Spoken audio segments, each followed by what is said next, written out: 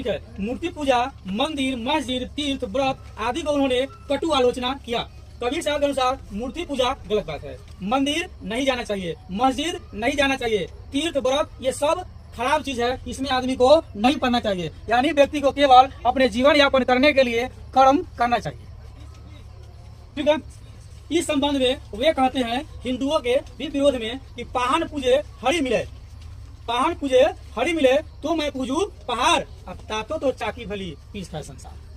यानी कहते हैं यदि पत्थर को पूजने से भगवान मिलते हैं तो मैं पूरे पहाड़ को ही पूजू, बहुत बड़े हमको पुण्य मिले, बहुत बड़े रूप में ईश्वर हमें प्राप्त हो।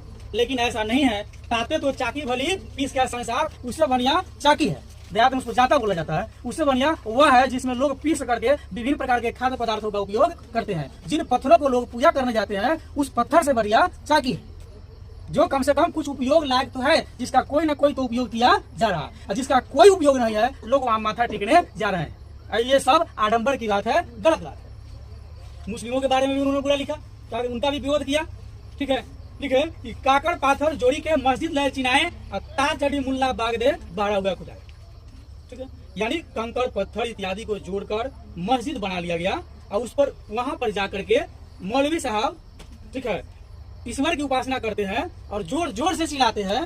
ठीक है। विभिन्न प्रक्रिया और विभिन्न साधनों के माध्यम से, क्या भगवान को कान नहीं है, भगवान सुन नहीं सकते हैं, भगवान जोर से चिल्लाने से बात सुन सकते हैं, या भगवान आत्मा की बात नहीं सुन सकते हैं। ठीक है। तो कबीरदास ने हिंदुओं के भी आडंबरों का विरोध किया और मुस्लिम के भी आडंबर का विरोध किया। उनका मानना है कि ईश्वर की उपासना आप कहीं से कर सकते हैं, किसी भी समय कर सकते हैं। उपासना करने के लिए किसी वस्तु, किसी पदार्थ इत्यादि की जरूरत नहीं है, आप अपनी स्वेच्छा से जिस तरह से चाहते हैं उस तरह से कर लीजिए। रामानंद की भांति कबीर ने भी जाति प्रथा और ऊंच नीच का घोर विरोध किया। उनका कहना था कबीरदास का कि जाति पाति पूछे नहीं कोई, हरि को भजे सो हरि का हो।